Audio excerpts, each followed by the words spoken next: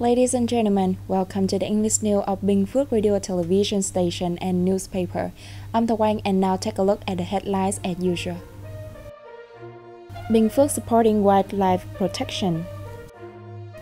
Disbursement of public investment sluggish in Dong Phu. Training held on probiotic use in pig and poultry raising. President receives new ambassadors from Ukraine, Canada. Vietnam and United Kingdom strive to lead trade and investment relations. Vietnam climbed 8 places in Global Tourism Development Index. Bình Phước Province has carried out many activities over the years to manage, protect, and conserve wild animals, especially endangered and rare species, under international conventions. Forces in Bình Phước have conducted patrols and controlled, managed and protected forests and wild animals, detecting, removing and destroying hundreds of homemade traps and temporary huts of hunters in the forest to trap wild animals. Units have also cared for wild animals that have been trapped, captured or traded in order to release them back into the wild. Information has also been provided to the community to change behavior and prevent the consumption of rhino horn, ivory, and other wildlife products. Leaders of the Bình Phước Provincial People Committee have met recently to monitor the implementation and disbursement of public investment capital in 2022 in Dong Phu district. Disbursed capital in Dong Phu district is to reach 483.5 billion Vietnam dong this year under planning. As of May 23rd, it had disbursed 91.3 billion Vietnam dong, or just 18.9%. Reasons for the low disbursement include slow site clearance at certain projects, leading to delays in construction. A number of medium-term investment projects in the 2021-2025 period also faced difficulties due to rising prices for fuel and construction materials.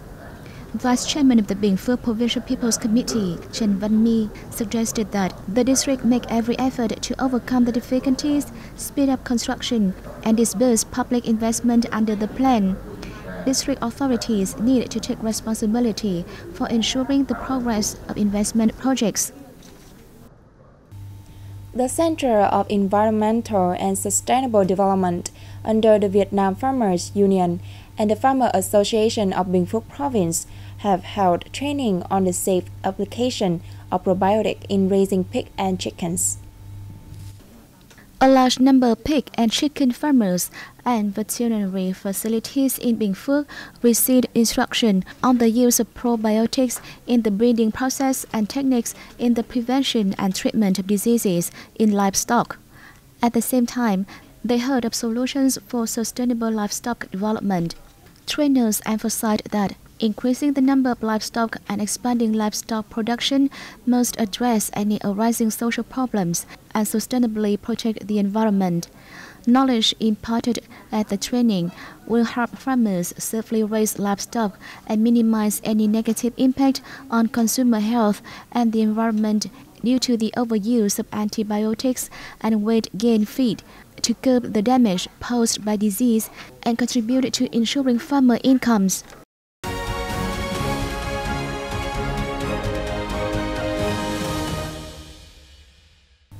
President Nguyễn Xuân Phúc received Canadian and Ukrainian ambassadors who came to present their credentials in Hanoi on May 26.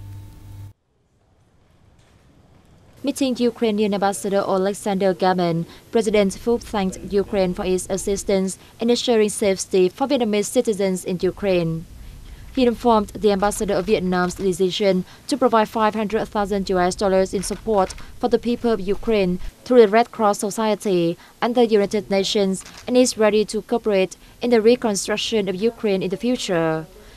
The diplomat said that in the time to come, he will spend more time visiting localities in Vietnam to promote relations between the two countries.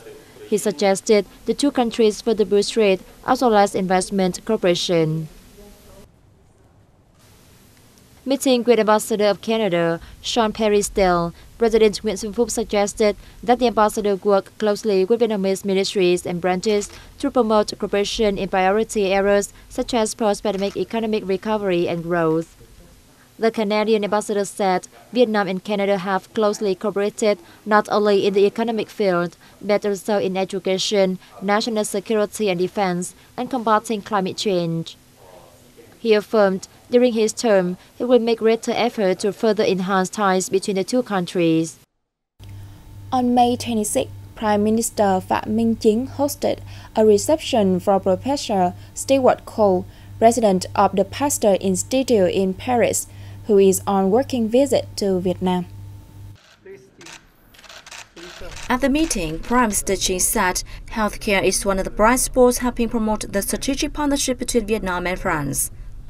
He said Vietnam attaches importance to medical cooperation with France in general and with the Pasteur Institute in particular, contributing to making the relationship between two sides more effective.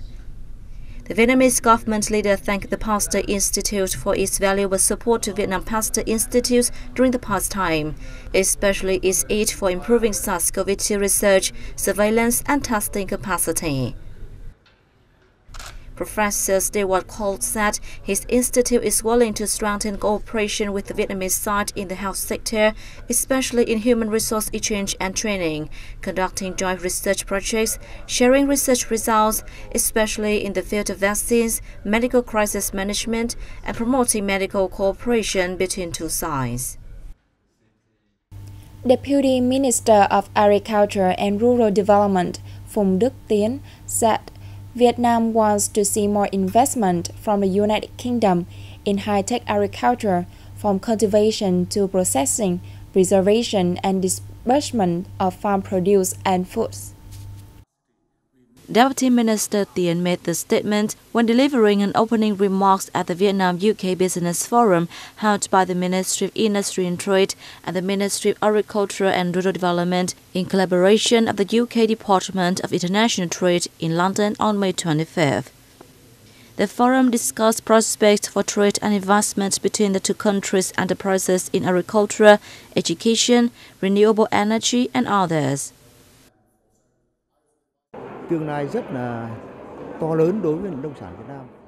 The UK remains a major and trusted partner of Vietnam and its agriculture industry.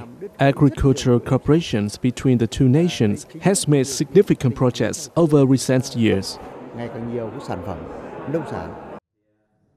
Minister of State at the UK Department of International Trade Penny Mordaunt said Vietnam is the most dynamic market in Indo-Pacific and the Vietnam-UK relations are growing strong. She further emphasized that Vietnam and the UK hold massive potential in trade and the two sides should cooperate to fully unleash it. The Vietnam-UK trade reached $6.6 billion last year, up 17.2% from 2020. Vietnam e-commerce sector is estimated to have grown by more than 20% to $16 billion in 2021, according to the Vietnam E-commerce Association. In its e-commerce index 2022 report released recently, Vietcom said Ho Chi Minh City and Hanoi continued to lead the country last year in terms of e-commerce, despite being subject to the heaviest lockdowns to prevent the spread of COVID-19.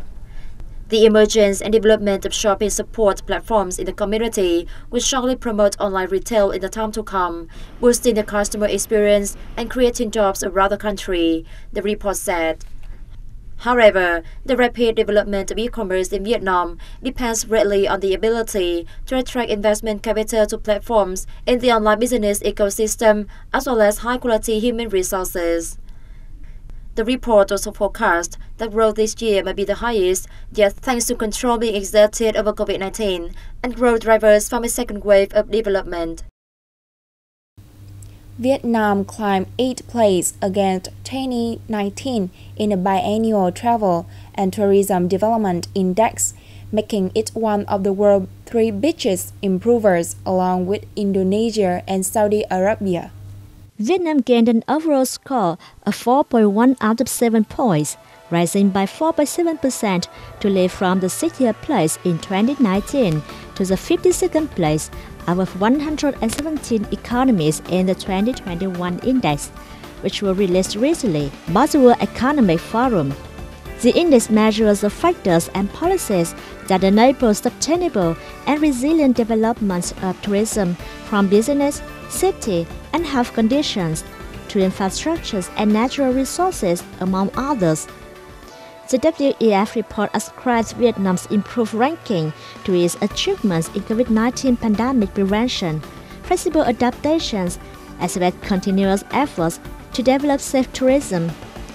Vietnam also performed well in price competitiveness, safety and security, air transport and port infrastructure, as well as natural resources, it added. Japan tops the ranking, followed by the US, Spain, France and Germany. That's all for today. Thank you for being there with us and see you next time.